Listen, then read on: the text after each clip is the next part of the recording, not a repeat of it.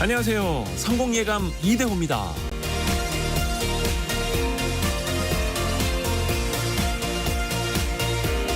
유명인을 사칭하는 광고가 기승입니다. 사칭을 당한 금융인, 교수, 연예인 등이 신고를 하고 기자회견을 열어도 여전히 유튜브를 비롯한 SNS에는 사칭 광고가 끊이질 않습니다. 유명인을 사칭해서 월 회비를 받거나 거액의 투자금을 가로채는 건 물론이고요. 글로벌 주가 조작에도 악용되고 있습니다. 미국 나스닥에 상장된 기업 가운데 시가총액이 작고 거래량이 적은 종목을 골라서 그걸 지속적으로 추천하고요.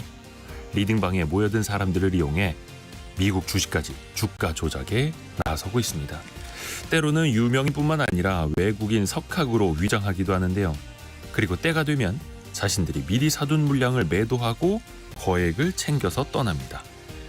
이런 사건은 해외에서 거래되는 일이고 또 제도권 밖에서 벌어지는 일이기에 우리나라 금융당국이 나설 수도 없고 이들을 처벌할 뾰족한 방법도 없다고 합니다.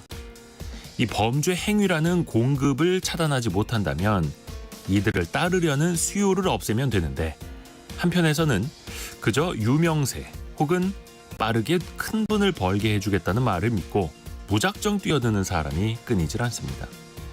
이런 리딩방 일당이 추천하는 미국 주식 중소형주에 몇 주 만에 수백억 원이 몰릴 정도라고 합니다. 콧노래 부르면서 금융 사기를 반복하는 범죄 조직과 권한 받기라며 손을 놓고 있는 행정, 사법당국, 그리고 이들에게 돈을 보내고 시키는 대로 주식을 사들이는 사람들, 과연 누구를 탓해야 할까요? 성공예감 이대호입니다. 시작합니다.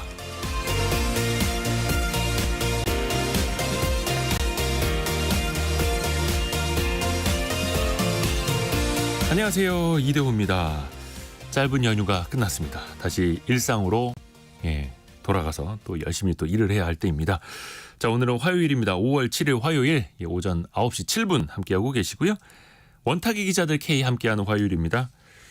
대통령이 거부했던 양국관리법, 야당이 이걸 다시 입법하겠다 속도를 내고 있는데요. 쌀값이 일정 수준 이상으로 폭락 혹은 폭등할 때 정부가 의무적으로 이걸 매입하자라는 게 요지인데요. 과연 여러분은 어떻게 생각을 하시나요? 한번 쟁점을 따져보시죠. 그리고 국민연금공단이 위험자산의 투자 비중을 늘리기로 했습니다. 그동안의 수익률이 너무 저조하다라는 비판도 샀었는데 과연 이건 또 우리가 어떻게 따져봐야 할지, 연금이 고갈되는 시점을 제대로 그럼 늦출 수 있을지 같이 한번 토론해 보실까요? 오늘의 경제상식 퀴즈도 나가면서 여러분과 또 소통도 하고 선물도 보내드리겠습니다.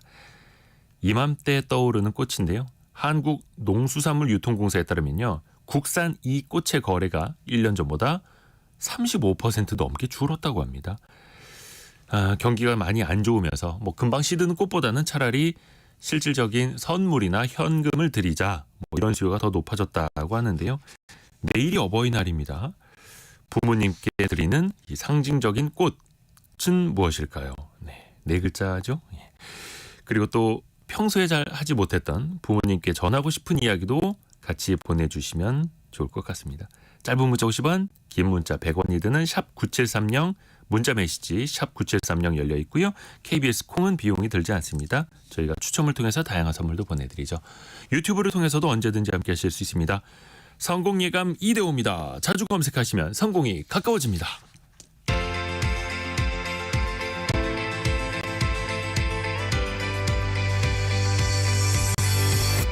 KBS 1라디오 성공예감 이대호입니다.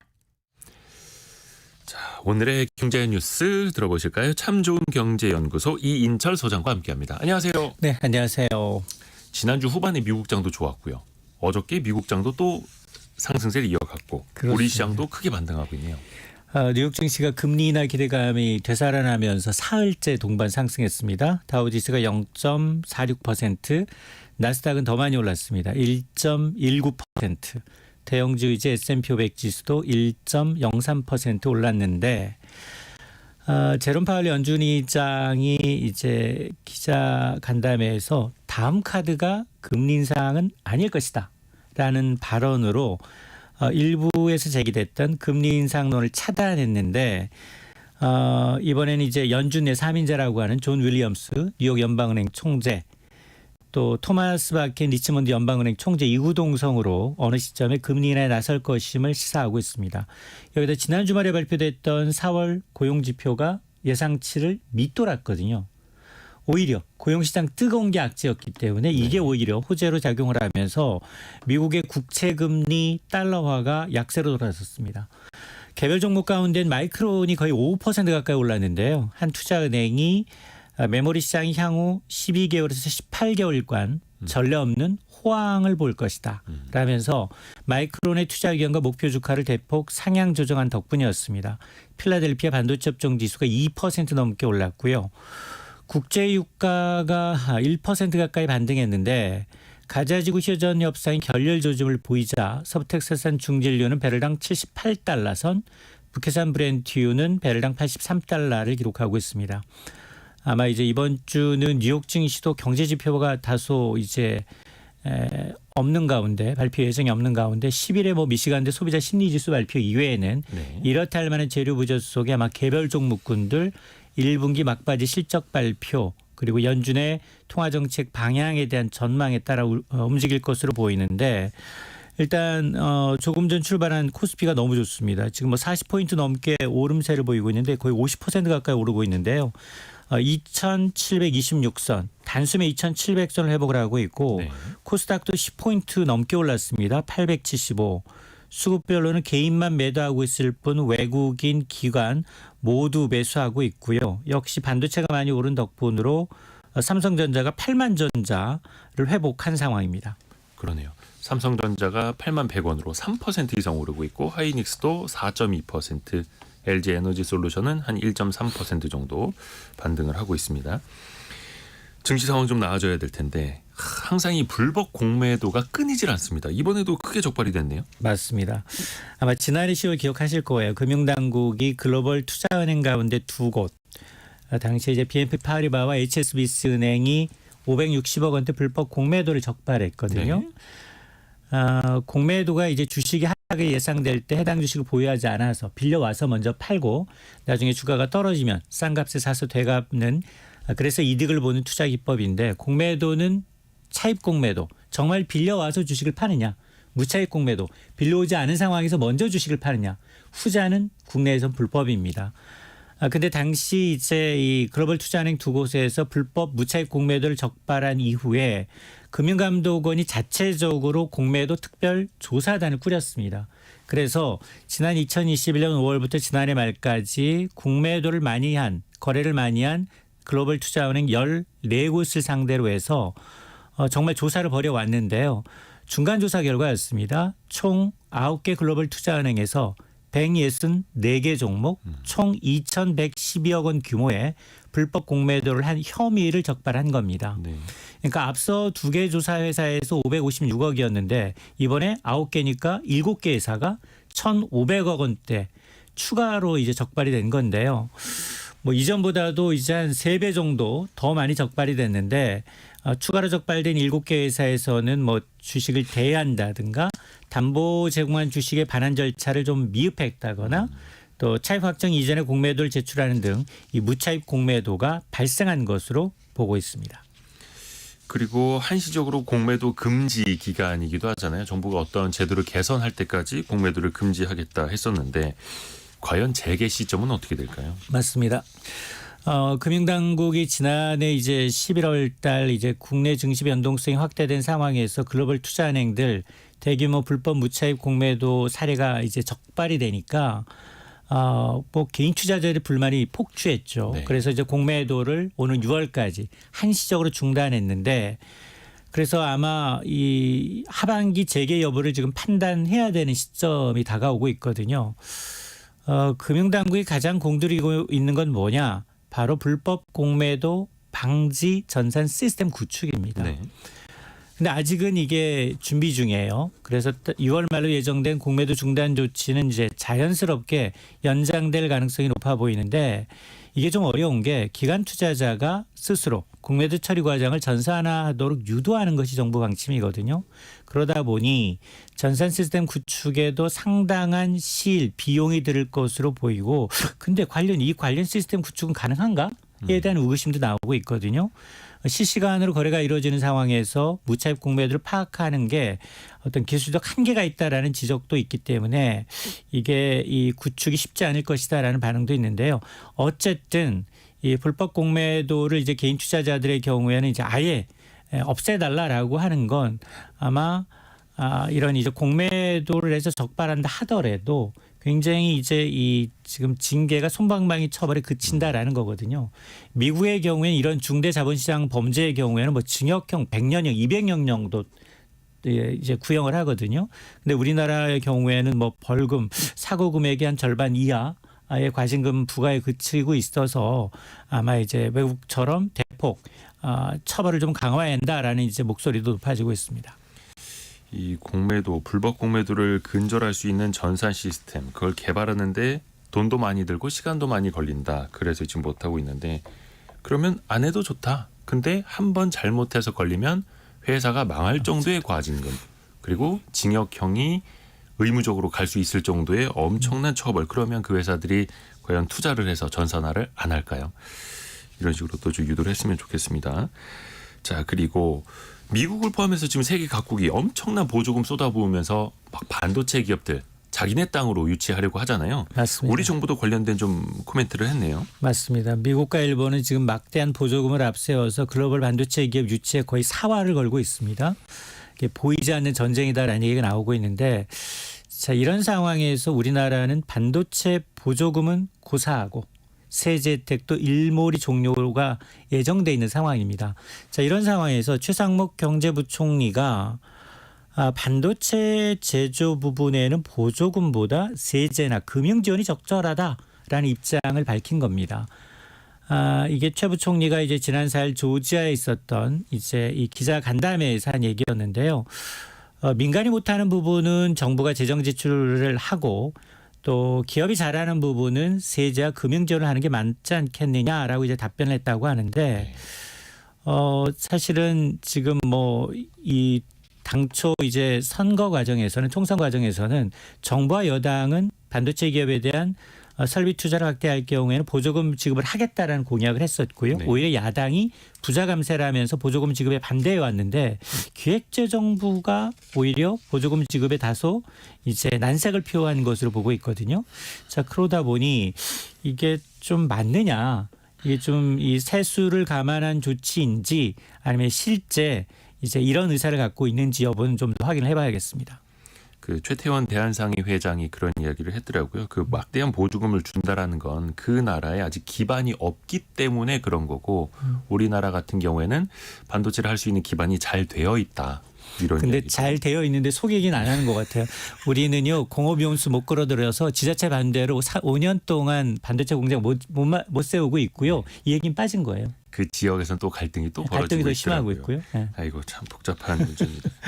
자, 그리고 국내 총생산 1인당 GDP에 대한 그 부총리 언급도 있었어요. 맞습니다. 최 부총리가 이제 1인당 국민소득 4만 달러 돌파 현 정부 임기 내 가능하다라고 언급을 했어요.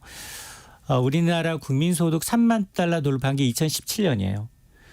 근데 지금 3만 달러 시대는 열었는데 뭐 미중 패권 전쟁도 있고 뭐 여러 가지 뭐 이유가 있겠습니다만 거의 7년째 4만 달러의 벽에 갇혀 있는데 최 부총리 뭐라고 얘기했느냐. 우리 정부는 1인당 GDP가 4만 불 달성 가능한 것으로 본다. 근데 다만 성장률과 환율이 관건이다라고 언급을 했어요. 근데 이제 신용평가사인 스탠다드 & 푸어스의 추정 자료를 보면 우리나라의 1인당 GDP는 2024년부터 2027년까지 연평균 한 2% 정도 성장할 것으로 추산을 해서 이걸 대입해 보게 되면 아마 올해가 아마 3만 5천 달러 1인당 GDP가 그러면 2026년이면 한 4만 500달러 정도 4만 달러 선을 넘을 것으로 이제 추정을 하고 있는데 이게 마찬가지로 이게 환율 달러 네. 기준이거든요. 네네. 환율도 변수고 성장률이 얼마나 뒷받침되느냐가 관건이어서 그리고 이제 워낙 물가가 너무 많이 올랐기 때문에 국민소득 1인당 4만 달러 돌파했다라고 하더라도 체감하시는 이 국민들의 경우에는 야 2만 달러 시대보다 더 어렵다라는 말을 하고 있어서 예. 이게 좀 문제입니다. 예. 1인당 국민소득 2만 달러 돌파 이럴 때는 정말 우리가 뭘 많이 해냈고 와 이제 좀 멋진 나라가 되겠구나 살만해지겠구나. 생각을 했었는데 예. 3만 달러, 4만 달러 가는 시대에는 과연 과거만큼 체감을 하겠는가 근본적인 또 물음도 떠오르기도 합니다. 오늘 참 좋은 경제연구소 이인철 소장과 함께 오늘의 경제 뉴스 살펴봤습니다. 고맙습니다. 네, 고맙습니다.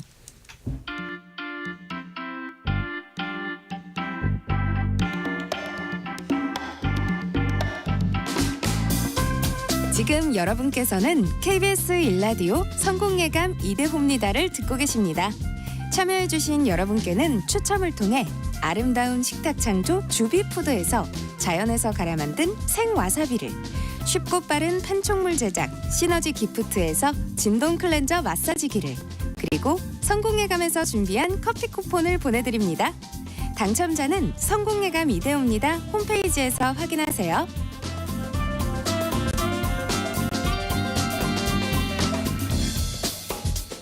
원탁의 기자들 K와 함께하는 시간입니다. KBS 김준범, 장혁진, 강나루 기자 함께합니다. 안녕하세요. 안녕하세요. 안녕하세요. 어디 세 분은 연휴 잘 쉬셨나요? 저는 아기를 데리고 예.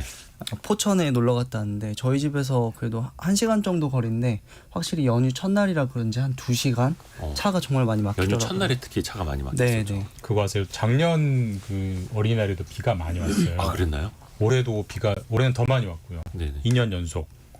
그래서 좋아하신 거 아니에요? 어린이들은 슬프겠지만 많은 부모님들이 좀 체력도 아끼고 너무 밝은 표정으로 지금. 그랬을 수 있다. 저는 뭐 1인 제 얘기가 가구라서 아니고. 좋았어요. 아, 장혁진 기자는 푹 쉬셨고 혹시 연휴 동안에 어떻게 쌀밥 많이 드셨습니까?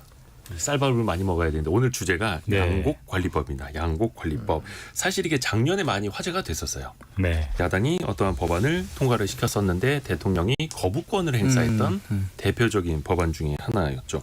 그런데 야당이 이걸 다시 양곡관리법을 다시 추진하겠다라고 합니다. 이번에는 어떤 쟁점이 있는 겁니까? 그 제가 작년에 농식품부를 취재를 했었어서 네. 이 내용들을 좀 많이 취재를 했었는데, 장혁진 기자. 그러니까 이 양곡법이 이제 1차와 2차 양곡법이 있어요. 네. 근데 이제 1차 양곡법은 이제 이대호 기자가 얘기해 주셨듯이 작년 3월에 국회 본회의 통과했다가 대통령의 거부권 행사해서 이제 폐기가 됐던 법안이고, 근데 1차와 2차 모두 큰 틀에서는 뭐 이런 내용입니다. 간단하게 얘기하자면 초과 생산된 쌀을 정부가 의무적으로 사들이도록 하는 내용이에요. 근데 그렇다면 뭐 언제 사들이도록 하냐, 그런 이제 조건이 있을 거잖아요. 근데 1차 양곡법 때는 이게 초과 생산량, 그러니까 수요 대비 초과 생산된 쌀이 3에서 5% 이상이거나 또 쌀값이 전년 대비 5에서 8% 내려가거나 이 기준을 충족하면 무조건 사게 하는 게 이제 1차 양곡법이었습니다. 네.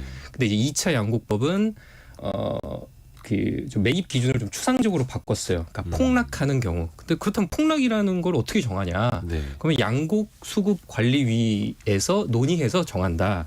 그렇다면 이제 민주당은 야 이거는 기준을 이게 기준에 딱 만족하게 하면 자동적으로 사게 하는 게 아니니까 좀 1차보다 완화된 법안이다. 이렇게 이제 주장을 하는 거고, 이제 정부 여당은 뭐 수급 관리위에 어차피 뭐 생산자 단체도 들어가고 하는데 뭐 논의가 사실상 되겠냐? 사실상 뭐 1차와 같은 법안이다. 이러면서 이제 반대하는 상황이죠. 이게 약간 이제 정치적인 기싸움 측면이 커져버린 것 같아요. 사실 이 양곡법은 사실 이제 우리나라에 남아도는 쌀을 정부가 얼마나 사들일 것이냐, 어떤 조건에서 사들일 거냐가 물론 중요한 주제인 건 맞지만 네. 우리나라를 통틀어서 우리 경제 이슈를 통틀어서 그게 1호가 될 정도로 중요하다고 보기에는 약간 좀 갸우뜨는 측면이 있거든요. 근데 이게 공교롭게 민주당이 다수당일 때 지금도 다수당이지만 통과시켰는데 대통령이 1호로 거부권을 행사한 윤석열 대통령이 예. 1호 거부권 법안이 돼버려서 지금 이제 총선 결과가 나오고 나서 민주당이 그동안에 대통령이 거부했던 것들을 다시 통과시켜서 이번에도 거부하는 현 보겠어라는 일종의 테스트 뭐 리트머스 시험지처럼 활용하고 있잖아요. 이게 하필 이게 1호 법안이다 보니까 네. 당연히 테스트할 때 1호로 이제 거의 첫 순서로 올라와 버렸고. 근데 사실 논쟁 자체는 방금 장혁진 기자가 소개해줬지만 이게 지난한 논쟁거리입니다. 사실 뭐 양곡법 역사를 찾아보니까 1950년대부터 시작됐더라고요. 그러니까 이게 우리나라의 거의 개국과 함께 시작된 법이어서 물론 법은 그대로 시작됐지만 이제 쌀은 사람들이 점점 덜 먹는 환경 변화에 따라서 한때는 전폭적 지지를 받았다가 요즘은 찬반이 명확하게 갈리는 법이 돼버려서 이게 뭐 지금 민주당의 논리 그걸 반대하는 정부 여당의 논리 양쪽 다 일리가 있어요. 저는 그래서 참 저도 참 어느 쪽이 맞다라고 평가하기 좀 어려운 주제이긴 하더라고요. 네. 이게 뭐 식량 안보 측면도 있을 테고 농가 보호 문제도 있을 거고 조금 입체적으로 보기 위해서 하나하나 일단 여당하고 정부는 반대를 하고 있습니다. 네. 이게 결국 뭐 재정의 문제로 또 이게 이어질 수 있다 이런 이야기일 텐데요. 일단 그 농식품부 장관이 최근에 이제 뭐 인터뷰한 거를 보면 확실히 이제 강한 반발을 하고 있고 뭐 몇 가지 포인트 있습니다만 가장 큰 건 역시 돈 같아요. 정부 곳간. 그러니까 이제 우선 쌀 이제 사주고 농가 소득을 보전해 주는 거 좋다 필요할 수 있다. 근데 이제 그걸 사들일 돈을 이제 어떻게 할 거냐. 이제 이 반발이 좀 큰 것 같아요. 결국 세금으로 이제 그걸 사야 되는데. 네. 뭐 김종문 기자가 얘기했듯이 이제 점점 쌀 소비가 이제 주는 상황입니다. 근데 이제 그런 상황에서 양곡법이 통과되면 이제 농민들은 이제 생산량을 더 늘릴 가능성이 높고 그렇게 되면 이제 정부 매입을 이 양곡 개정안에서는 강제, 그러니까 매입을 할 수 있다가 아니라 그러니까 한다 할 수 있다가 아니라 한다. 이런 식으로 이제 의무성이 이제 부여가 됐기 때문에 매입비는 이제 꾸준히 늘 수밖에 없다. 이제 이런 반발이 좀 큰 것 같습니다. 그 쌀 수급 상황을 먼저 예. 좀 이해하시면 좋은데 그 작년에 쌀 생산량이 한 380만 톤 정도 됩니다. 370만 톤 정도 되고 예. 우리나라 이제 쌀 수요량이 한 360만 톤 정도 돼요. 네. 이것만 보면 한 10만 톤 초과 그 공급이네, 초과 생산이네, 얼마 안 되네라고 생각할 수 있지만. 네. 우리가 이제 WTO 협정에 따라서 의무 수입해야 하는 쌀이 한 매년 41만 톤 정도가 됩니다. 그리고 우리가 또 정부가 공공 비축미라고 해서 거의 매년 사는 게 한 30만 톤에서 50만 톤이 됩니다. 그래서 이런 것들 감안하면 사실 수십만 톤이 항상 남는 상황이에요. 쌀은 3년까지 보관이 가능하기 때문에 네. 재작년에 싼 쌀도 하나의 공급량으로 치거든요. 그래서 뭐 옛날에 뭐 군대 다녀오신 분들 중에서는 뭐 군대에서 밥 먹으면 약간 좀 윤기가 떨어진다. 그러니까 옛날에는 이제 공공 비축미를 군대에서 우선적으로 썼어요. 그래서 뭐 군대에서 좀 묵은 쌀이 많다 뭐 이런 얘기가 있었는데, 근데 2006년부터는 군대에서도 이제 햅쌀을 씁니다. 그래서 근데 원래 공공 비축미는 이제 전쟁이라든지 그런 재난 상황에서 쓰기 위한 그 예. 용도기 때문에 필요하죠 어느 정도. 그렇죠. 대부분 남아서 이제 3년이 지나면 이제 사료용으로 쓰고 있고, 여하간 지금 아까 이제 그 공급량과 수요량 얘기하셨는데 우리가 이제 수요량이 그 감소한 속도가 훨씬 커요. 매년 한 2% 정도 줄어드는데 쌀 생산량은 1% 정도 줄고 있어요. 그래서 지금 이제 풍년이면 재앙인 상황이 왔다. 이게 뭐 시장 경제 논리로만 보면 네. 사실 양곡법은 말이 안 되는 법이긴 하죠. 그러니까 사실 이제 사람들이 점점 쌀을 안 먹습니다. 사람들 식생활이 변해서. 아마 많은 분들이 느끼고 계실 예, 거예요. 그걸 정부가 강제로 바꿀 수 없잖아요. 그럼 앞으로도 이렇게 쌀은 점점 수요가 줄어들 텐데, 그럼 정상적인 일반적인 상품이라면 수요가 줄면 생산도 줄여야 되는데 수요는 급격하게 줄고 생산은 천천히 줄거든요. 근데 천천히 줄어드는 이유 중에 하나가 정부가 일정 정도 초과되는 생산량을 사주기 때문에, 그러니까 정부라는 소비자가 안전판이 있기 때문에 농민들 입장에서는 올해도 정부가 사주겠지 하고 이제 쌀의 생산 속도를 점점 천천히 늦추는 거거든요. 근데 그러면 어떻게 보면은 쌀이라는 게 참 우리나라의 주식이기 때문에, 여전히 안 먹는다고 하지만 주식이기 때문에 다른 건 몰라도 쌀은 좀 지켜야지 이제 그 논리로 사주는 건데, 근데 그 논리가 확장되면 정부에 무한한 지출이 생기는 거예요. 우리 배추도 주식이잖아요. 네. 김치. 그럼 배추도 똥값 때문에 정부가 사줘야지. 우리 달걀은 다 먹잖아. 네. 달걀도 사줘야지. 이 논리로 가버리면은 이게 형평성 답이 안 문제로. 나오는 문제이기 때문에 시장 논리로 보면은 말이 안 되는 측면은 있긴 해요. 그 형평성 문제도 있을 수 있고 이제 쌀이라는 게 특히 주식이기 네. 때문에 조금 더 민감한 부분일 수는 있는데 정부에서 지적하는 것처럼 그렇게 되면 다들 쌀값 떨어져도 다 의무 방어를 해주는 쌀 농사를 지으려고 또 몰려들 수도 있을 테고 이게 참 복잡한 문제네요.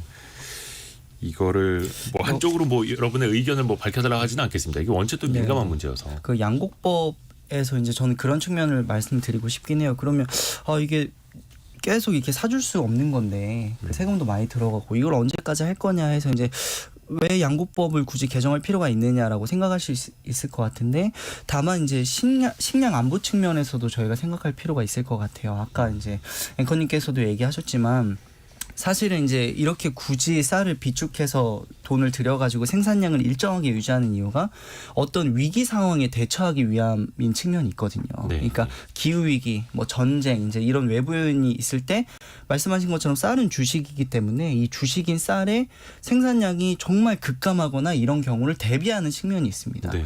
근데 실제 이제 뭐 저희도 얘기했던 어떤 금사과 파동에서 볼 수 있듯이 이제 기후 위기로 인한 이제 농수산물 위기가 좀 사실 현실이 되고 있죠. 네. 그러니까 극단적으로 얘기하면 사실 과일은 안 먹어도 살 수 있지만 주식은 또 그렇지가 않습니다. 네.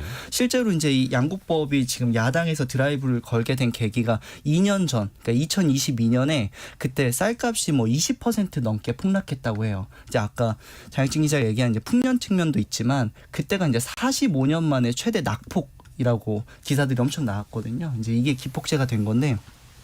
그렇기 때문에 이제 이런 기후위기나 이런 현실들이 반영돼서 이런 일들이 반복되면 농민들이 서서히 이제 쌀 농사를 짓지 않는다고 하면 정말 어떤 위기 상황이 왔을 때 저희 주식들이 이제 대처가 안 된 측면이 있을 수도 있죠. 그러니까 아까 얘기한 지난한 논쟁의 한 축이 이런 측면이라고도 좀 볼 수 있습니다. 근데 이제 식량 안보를 쌀에만 초점을 맞추면 이제 당연히 정부가 어느 정도 방어해 주는 게 맞는데 네. 대부분 이제 우리가 곡물이라는 걸 쌀만 먹지는 않잖아요. 쌀도 먹고 밀도 먹고 뭐 콩도 먹고 옥수수도 먹고 사실 곡물은 꼭 먹어야 되는 건 에너지를 위해서. 근데 쌀은 우리가 거의 100% 자급을 하고 있지만 쌀을 제외한 모든 곡물은 우리 다 알다시피 자급이 안 돼요. 네. 그렇다고 한다면 이 곡물의 자급률을 좀 골고루 유지하게 끌어올리려면 쌀은 좀 덜 생산하게 만들고 다른 곡물을 좀 생산하게 콩이나 쌀을 지으던 농민들이 콩이나 뭐 가루쌀이나 뭐 옥수수나 밀로 좀 전환하도록 정부가 좀 도와주는 측면이 있어야 되는데 근데 이걸 자꾸 사주다 보면은 그런 전환이 사실 할 요인이 없어지잖아요. 근데 그런 거 말고도 예. 네. 전환이 어려운 이유는 또 근본적인 이유 중 하나는 우리 국내 쌀 농가가 아니 그 전체 농가 99만 농가 정도 되는데 이 중에서 52%가 65세 이상이에요. 아, 그러니까 이미 이분들은 그 논농사를 너무 익숙해져 평생 있죠. 네. 지어온 분들이에요. 근데 이분들에게 예. 야 뭐 조금 뭐 지원을 해줄 테니까 뭐 밀 지어라, 뭐 사과 농사해라라고 얘기할 수가 없어요. 특히 이제 논농사를 짓는 논을 갑자기 이제 밭으로 네. 바꾸기도 또 쉽지가 않고요. 그게 전환이 굉장히 어렵습니다. 재배법도 완전히 예. 또 다르고.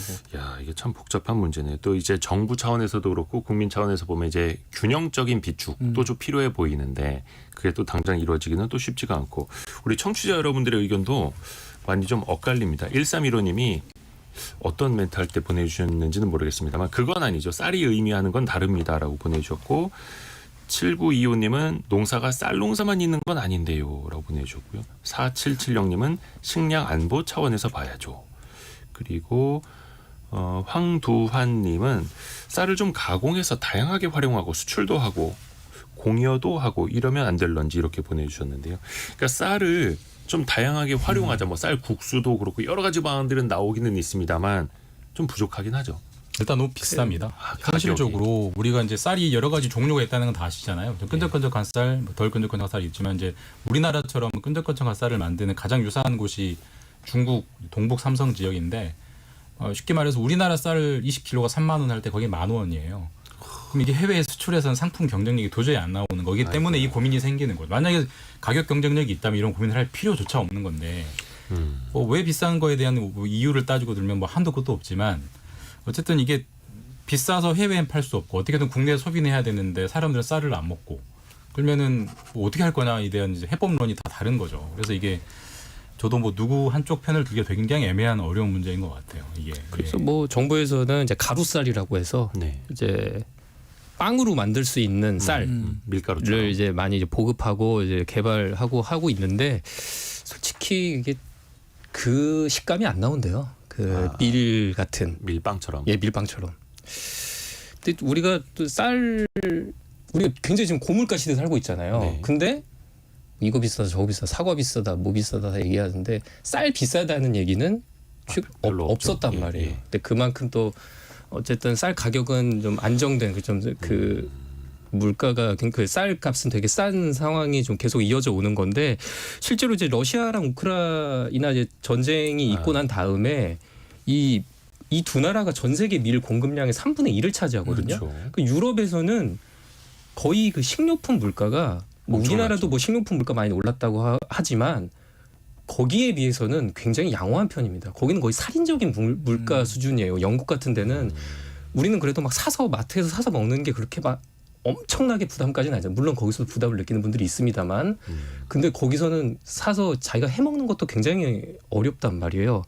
그래서 실제로 이제 2022년 3월에 우크라이나 전쟁 터지고 우리나라 이제 식료품 물가가 한 5.84% 정도 올랐다고 하는데 네. OECD 유럽의 경우는 17.94%가 올랐습니다. 그러니까 우리나라가 3분의 1 정도 수준인 이유 중에 하나는 물론 여러 가지가 있겠습니다만 그래도 주식인 쌀값이 굉장히 좀 낮기 때문에 이런 부분도 뭐 없지는 않다고 볼 수는 있습니다. 그러네요. 이정옥님이 요즘 물가 대비 그래도 쌀값이 제일 싼 것 같아요라고 보내주셨고요. 4770님은 전쟁이나 재난이 생기면 뭘로 해결하나요? 그러니까 진짜 이야기 들어보니까 우리가 뭐 밀이라든지 다른 수입 제품을 대체할 수 있는 것도 충분히 갖고 있고 쌀에 대한 그래도 경쟁력이 있으니 우리가 그래도 상대적으로 선방할 수 있었던 건데 근데 그 경쟁력 이야기 나왔으니까 말인데 야당에서도 이번 그 양곡관리법을 추진을 하면서 농가 경쟁력 향상을 이야기를 하더라고요. 그럼 과연 어느 정도 보전을 해주는 게 경쟁력 향상인지 보전을 안 해주는 게 경쟁력 향상인지 이게 참 관점에 따라서 또 다를 수 있겠더라고요. 그게 이런 측면이 있는 것 같아요. 그 벼가 이제 너무 많이 이제 지금의 어떤 식습관에 비해서 생산량이 좀 많다.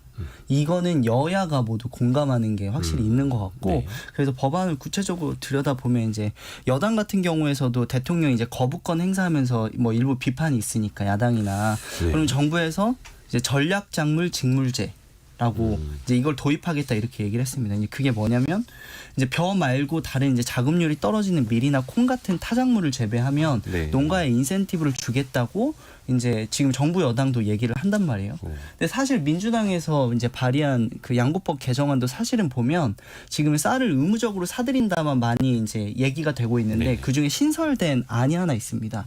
그게 이제 민주당에서 사전 조정제도라고 불리는데 이것도 비슷한 취지예요. 그러니까 그 논에다가 타작물을 재배하면 그 지원을 해준다는 거고 지난 정부 때 이게 있었는데 이제 끊겼기 때문에 이번에 양곡법에 이 부분을 신설해서 넣겠다는 거거든요. 네. 그러니까 요지는 뭐냐면 지금 정부 여당도 그렇고 민주당도 그렇고 확실히 그 생산량이 많은데 여기에다가 다른 작물을 재배하면 지원을 해준다는 법안은 정치권이 모두가 공감하고 있고 그런 측면은 이제 벼의 생산량을 줄이는 데 기여한 농가에는 확실히 좀 지원을 해줘야 된다라는 좀 공감대가 있다고 이렇게 볼 수 있을 것 그 같습니다. 말씀하신 게 전략 작물 직불제. 네네. 예. 큰 틀의 해법은 여당이나 야당이나 다르지가 않아요. 그러니까 큰 틀에서는 어차피 쌀이 지나치게 많이 생산되고 있다는데 모두 공감하고 그러니 쌀을 차츰차츰 생산을 줄여야 하고 대신에 자급률이 낮은 콩이나 밀이나 뭐 옥수수 같은 걸로 농민들이 전환할 수 있게 잘 안 되더라도 최대한 유도해야 하고 그다음에 쌀을 짓더라도 대부분 대농, 그러니까 기업 농화 시켜야 한다는 점에는 뭐 여야 아무 차이가 없는데 지금 핵심은 이 쌀을 사주는 거를 지금까지도 계속 사주고 있거든요. 근데 지금까지는 조항에 사줄 수 있다를 이제 사야 한다로 바꿔버리는 거니까 지금 정부 여당은 사줄 수 있다 지금 조항 가지고도 계속 사주니까 이대로 하면 된다는 거고 지금 야당은 그렇게 그런 식으로 하면 좀 농가 보고 충분히 안 되니 의무화해야 된다는 이게 이제 쟁점인데 제가 볼 때는 이게 이렇게까지 치열하게 다툴 문제인지는 약간 왜냐하면 큰 틀에서 방향은 비슷하거든요.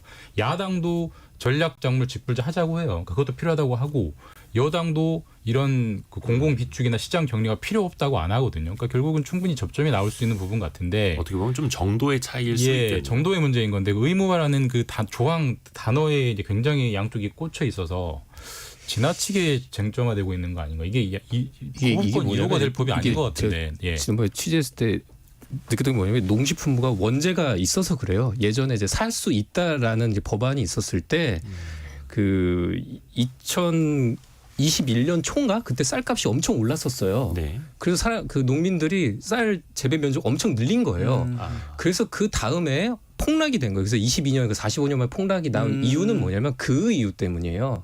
그럼 그때 제때 이제 샀으면은 문제가 없었는데 그때 제때 안 샀어요. 왜냐면 그때 막 대선도 있고 좀 정치 상황이 혼란스러웠거든요. 그래서 그때 좀 안 하다 보니까 농민들이 야 그러면 의무적으로 사게 해라고 해서 그때 양국법 논의가 급물살을 타게 된 거예요. 그래서 좀 그런 좀 원죄 때문에 그러는데 그렇다고 해서 뭐 이게 한번 이렇게 의무적으로 사게 해버리면 장치를 만들어 버리면 또 재정적인 부담은 계속 매년 늘어날 수밖에 없기 때문에 뭐 그런 부분은 좀 생각은 해봐야 되긴 합니다. 청취자 여러분의 그 문자 메시지 몇 개 읽어드리고 또 두 번째 이슈로 넘어갈게요. 김치영님이 쌀은 FTA의 희생양입니다라고 보내주셨고요. 그래서 사실 FTA 맺을 때마다 쌀 농가 관련된 또 지원안이 또 나오기도 하죠. 8482님은 지자체 권유로 논에다가 콩을 재배했는데 폭우로 다 망했어요라고. 쌀 그 농사를 전환한다는 것 자체가 또 얼마나 어려운지 이야기를 해주셨고요. 2667님이 요즘 사람들의 쌀에 대한 소중함이 갈수록 쌀쌀해지네요. 참 이게 경제상식 퀴즈 한 번 더 내드리고요. 두 번째 이슈로 넘어갈게요. KB 국민카드 조사 결과를 보면요. 어버이날 선물로 90%가 현금을 준비한다고 합니다. 그리고 이 꽃을 산다는 응답은 뭐 중복 응답 같은데요. 24%에 그쳤다고 하네요. 경기가 좀 나빠지고 또 소비 트렌드가 변하면서 이 꽃에 대한 소비가 줄고 있습니다. 근데 참 쌀이랑 비슷한 것 같습니다. 외국에서 들여오는 이 꽃은 매년 증가하고 있다고 합니다. 올해 1분기에만 410여 톤, 지난해보다 20% 가까이 늘었다고 합니다. 그러니까 우리 화훼 농가는 더 또 힘들어질 수밖에 없겠죠.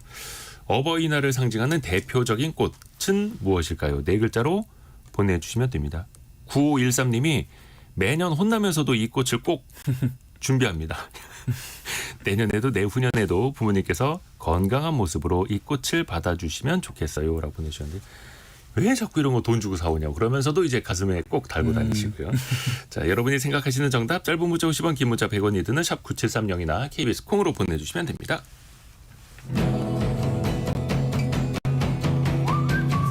오늘의 움직임에 주목하고 세상의 흐름을 놓치지 않습니다. 여러분의 내일을 응원하며 성공의 열쇠를 함께 찾아갑니다. 성공예감 이대호입니다.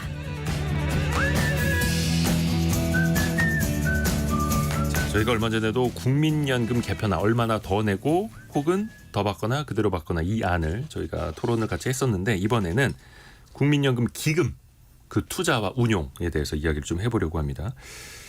국민연금에 쌓인 적립금이 지금 한 1,070조 원 정도 되는데요. 누적 수익률을 한번 볼까요? 88년부터 지난해까지 누적 수익률이 5.92%. 최근 10년간, 그러니까 13년부터 22년까지의 평균 수익률은 4.7%. 우선 이 성적표부터 한번 평가를 좀 해주실까요? 네, 뭐 이대호 기자도 이제 경제 유튜브 진행하시면서 네. 주식쟁이라는 표현을 쓰시는데 아시잖아요. 이 6% 수익률이 네.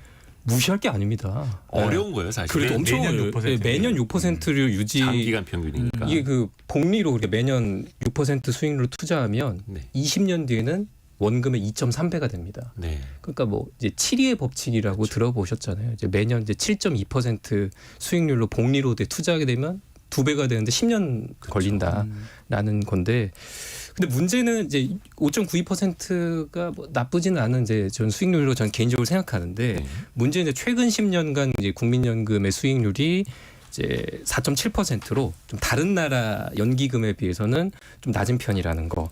뭐 캐나다는 11.1%, 노르웨이는 6.7%, 일본은 4.8%라고 하는데 네. 우리가 그 2022년에 좀 많이 그 날려 먹었어요. 그때 우크라 전쟁이 터지면서 그죠. 마이너스 8.2%가 나옵니다. 국민연금 그 수익률이 역대 최악이었고 그 한 해에만 80조 원을 이제 날렸는데 반면에 작년에는 되게 좋았어요. 또 그렇죠. 13.59% 역대 최고 수익률 냈고요. 그래서 좀 왔다 갔다 합니다.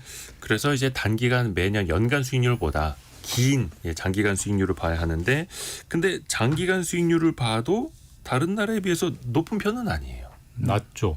예. 사실 이제 수익률 평가라는 게 뭐 절대적으로 잘한다 못한다도 있지만 상대적으로 네. 비슷한 기관보다 잘하나 못하나를 봐야 되는데 말씀하신 대로 최근 10년을 보면은 우리나라 국민연금 평균 수익률은 4.7%인데 1등이 이제 캐나다 11.1%, 매년 11%씩 네. 거의 경이적 수익률을 보고 있고요.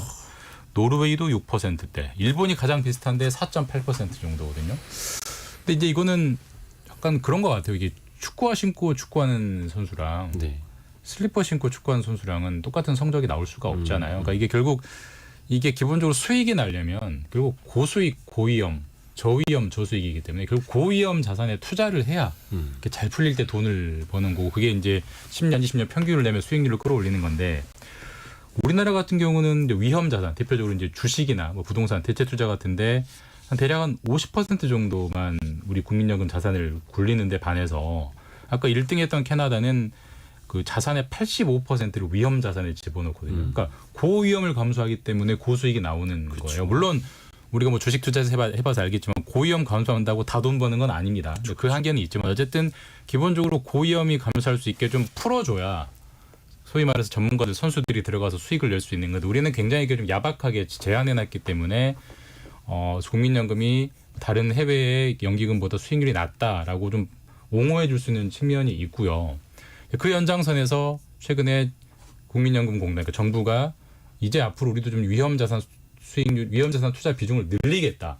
한 65%까지 늘리겠다라고 최근에 지난주에 발표를 했죠. 그래서 지금은 국민연금 운용하는 방안이들이 다 쪼개놨어요. 국내 주식은 몇 퍼센트, 국내 채권은 몇 퍼센트, 뭐 해외 주식 몇 퍼센트, 해외 채권 몇 퍼센트 다 쪼개놨지만 그렇게 세세하게 나누지 말고 위험자산 65, 안전자산 35로 나눠서 이제 굴려보자. 그래서 수익률을 끌어올려보자라는 이제 목표를 내놨습니다. 그 안에서 좀 융통성 네. 있게 하자. 저는 네 글자로 줄일 수 있다고 봅니다. 이렇게 바꾼 게 따서 줄게.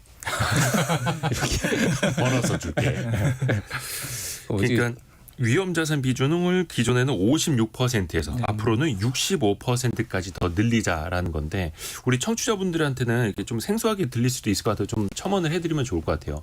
위험자산 늘린다고 하니까 이거 뭐 큰 잘못된 결정을 하는 것 아닌가에 대한 조금 부연 설명 좀 그러니까 해주셔야 될 이게 것 같아요. 지금 이제 우리 계속 국민연금 개혁 얘기 나오잖아요. 그래서 네. 뭐 지금 9% 내는 걸 12% 내느냐, 13% 내느냐, 그다음 60세부터 받는 거를 더 늦춰서 65세부터 받는 결국 이게 기금 고갈에 대한 공포 때문인데 그렇게 돈을 보험료로 올릴 게 아니라 방금 장혁진 기자 말처럼 수익을 더 많이 벌면 되잖아. 그러니까 우리 수익을 더 높이려면 결국은 위험자산 투자해야 돼 이렇게 된 거고요. 대체적으로 이제 국민연금이 투자하는 게 주식이 있고 채권이 있고 그다음에 대체 투자 같은 게 있는데 주식이나 대체 투자는 대부분 위험자산. 왜냐하면 언제든지 마이너스가 나올 수 있는 거니까 위험자산으로 분류하고 대체 투자 자산이라면 대표적으로 뭐 부동산이 부동산, 뭐 포함이 되죠. 인프라, 철도 네. 뭐 그런 거죠. 그리고 이제 채권은 상대적으로 원금이 보장되니까 안전자산인데 어쨌든 우리가 앞으로 기금 고갈을 늦추기 위해서라도 수익률을 높여야 되고 수익률을 높이기 위해서라면 주식이나 대체 투자에 더 많이 투자를 해야 되고 그러려면 지금까지 우리가 깐깐하게 세웠던 기준을 좀 완화해야 된다. 이건데 어떻게 보면 뭐 방법이 없으니까 수익률을 높여보자 이건데 잘 되면 대성공일 겁니다. 잘 되면 대성공일 건데 2022년에 우리가 마이너스 10몇 % 수익률을 봤듯이 이게 네. 주식시장이라는 게 예측이 안 되기 때문에 그만큼 예. 손실 볼 각오도 해야 된다라는 건 분명합니다. 위험자산에 네. 많이 투자한다고 해서 뭐 국민연금이 코인 하겠다 뭐 이런 건 아니고요. 그러니까 지금 국민연금에서 일단 이번에 그 만들어진 기준 포트폴리오라는 거를 대체 투자 분야에다가 우선 적용하는 거거든요. 네. 그럼 지금 한 171조 원 정도 국민연금이 대체 투자하고 있어요. 그 들어간 그 비용이. 그러면 지금은 3호 주식 40%, 인프라 30%, 부동산 30% 이렇게 433 비중을 맞춰서 투자를 하고 있는데 근데 이렇게 칸막이를 만들어 놓으면 특정 자산의 평가 금액이 높아지게 되면 그 자산을 팔고 그 비율을 지켜야 되니까 다른 자산을 사야 됩니다. 예를 들어서 네. 국내 주식이 많이 올랐어요. 네. 근데 15%만 갖기로 했어요. 근데 이게 16%가 됐으면 1% 포인트만큼 그냥 이 전망이 아무리 좋아 보여도 네. 그냥 기계적으로 팔아야 되는 거죠. 그렇죠. 그래서 특정 자산의 수익률이 더 좋아질 수 있는데 그걸 포기해야 된단 말이에요. 네. 근데 이제는 이제 기준 포트폴리오가 적용이 되면 그런 이제 칸막이가 없어지고 그런 분류와 무관하게 위험 자산 비중 65%만 맞추면 그 자산 안에서 자유롭게 투자할 수 있습니다. 그러니까 신속하게 대체 투자가 가능한 거고 수익률도 더 높일 수 있는 거죠. 근데 이제 그 위험 자산이 뭐 코인 이런 건 아닙니다. 2482님이 위험 자산 투자 비트코인이나 이더리움 두 종목 코인만 투자하면 어떨까요? 이거는 개인 연금도 이렇게 하시면 안 됩니다. 개인 연금도 국민연금에서 절대 이렇게 하시면 안 됩니다. 결정하고 가져야 하는 거죠. 변광석님이 공격적으로 투자했다가 손실 보면 누가 책임지나요? 그렇죠. 그래서 상대적으로 지금까지는 안전자산 비중을 좀 다른 나라보다 많이 실었던 건데 그러다 보니까 수익률이 너무 저조하고 말 그대로 투자를 하려면 어느 정도는 위험성을 져야 하는데 그래서 장기적으로 또 우상향할 곳에 투자를 해야 하는 거고요.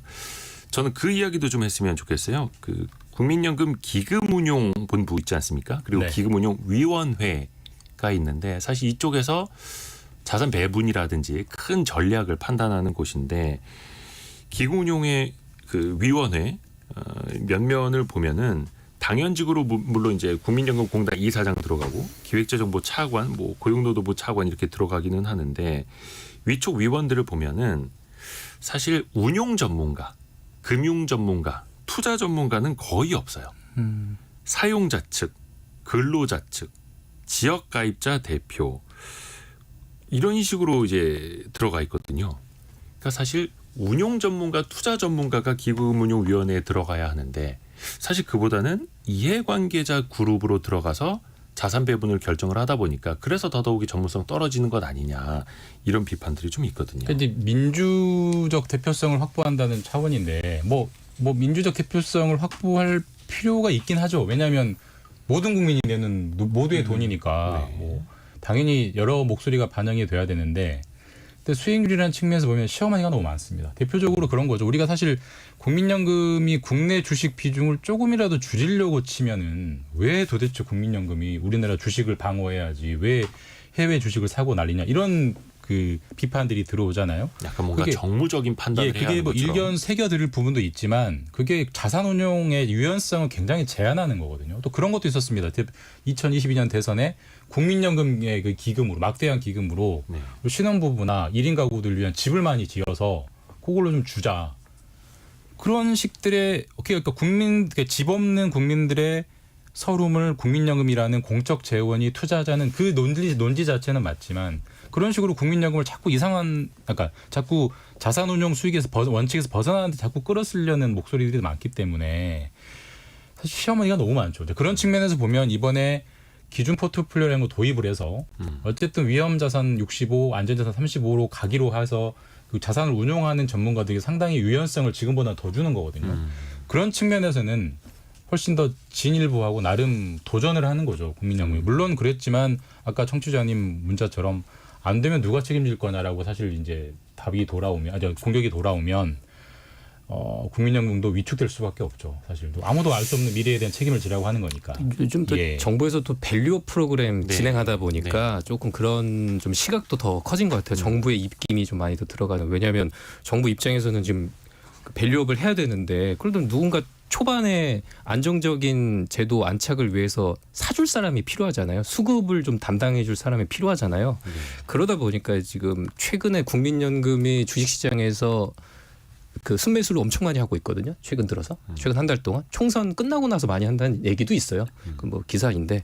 근데 그런 게 어느 정도 뭐 그런 해석이 나오는 이유가 아닌가 싶은데 그리고 제 생각에는 그리고 국민연금이 어느 정도 조금 밸류업을 위해서는 역할을 해줘야 되는 부분도 없지는 않다고 생각하는 게 네. 우리나라 대부분 상장사의 2대 주주, 3대 주주가 국민연금이란 말이에요. 그렇죠. 1대 주주인데도 많아요. 뭐 네이버나 포스코홀딩스 같은 데는 그렇습니다. 국민연금이 이제 1대 주주이기 때문에 그래서 이제 밸류업에서도 중요한 부분이 뭐냐면 이제 스튜어드십 코드라고 하잖아요.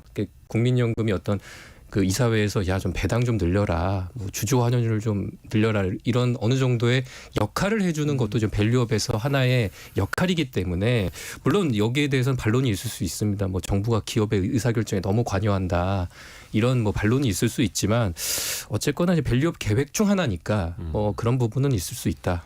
그렇죠. 사실 이게 국민연금 기금운용본부가 특정 기업에 의결권을 행사하는 건 주주로서 그리고 국민의 노후 자금을 맡아서 운용을 하는 선량한 수탁자로서의 의무일 수도 있거든요. 이걸 이제 너무 정치적으로 볼 필요는 없어 보이고 왜냐하면 노르웨이 연기금 같은 경우에도 국내에다 위탁을 많이 맡기는데 의결권 행사를 굉장히 적극적으로 합니다. 여기는. 근데 그렇다고 해서 뭐 노르웨이 국민들이 우리나라 기업들에게 경영권을 뭐 어떻게 배나라 감나라 하는데 이렇게 지적할 수도 없는 거지 않습니까? 그러니까 주주로서 할 수 있는 것과 이건 좀 분리를 해서 우리가 봐야 된다라는 생각을 가져봅니다. 근데 이때 또 중요한 게 어찌됐든 간에 위험자산 비중을 늘린다라는 거는 투자 수익률을 조금 더 높이겠다라는 거고 그러면 국민연금이 고갈되는 시점도 과연 미룰 수 있는 거냐? 건전화에는 또 어떨까요?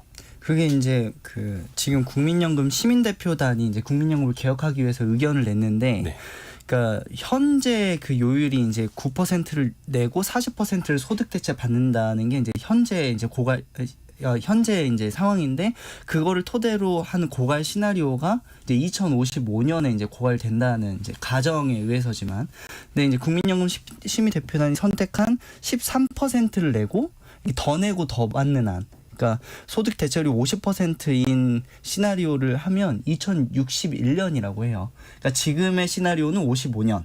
네, 국민연금 12대표단이 선택한 건 2061년. 그러면 6년 늦출 수 있는 셈인데 모든 건 다 시나리오입니다만. 네. 국회 예산정책처라는 데서 이제 분석을 해보니까 국민연금 기금 운용률, 그러니까 우리가 투자를 잘해서 수익률을 1% 포인트만 올려도 6년 정도를 늦출 수 있다는 분석을 합니다. 그러니까 이제 국민연금 그 개혁해서 더 받고 더 내겠다는 걸 했을 때 6년 늦출 수 있는데. 기금 운용을 이제 잘해서 1% 포인트를 수익률을 더 높이면 똑같이 6년 늦출 수 있다는 거죠. 그러니까 만약에 여기서 수익률을 더 끌어내면 더 늦출 수 있기 때문에 지금 이 연금 고갈 시나리오가 나오는 상황에서 이 수익률 얘기가 좀 계속 그 중요성이 부각되고 있는 것 같습니다. 근데 뭐 좋죠. 1% 마무리를 좀 해야 될 1% 높이는 거를 누구나 원하지만 앞으로는 주식을 더 팔아야 돼요. 국민연금이. 기본적으로 종잣돈이 줄어드는 상황이 곧 닥치기 때문에 그때 수익률을 이렇게 끌어올릴 수 있을 거냐는 사실 굉장히 어려운 문제입니다. 예. 자, 오늘 원탁의 기자들 K 김준범, 강나루, 장혁진 KBS 기자들과 함께했습니다. 고맙습니다. 감사합니다. 저희가 2부에서는요 부동산 경매를 좀 배워보는 시간을 준비를 했거든요. 경매 개념부터 입찰 과정 또 주의점까지도 함께 배워보실 수 있습니다. 잠시 뉴스 들으시고요. 저희는 10시 5분에 금방 다시 돌아오겠습니다.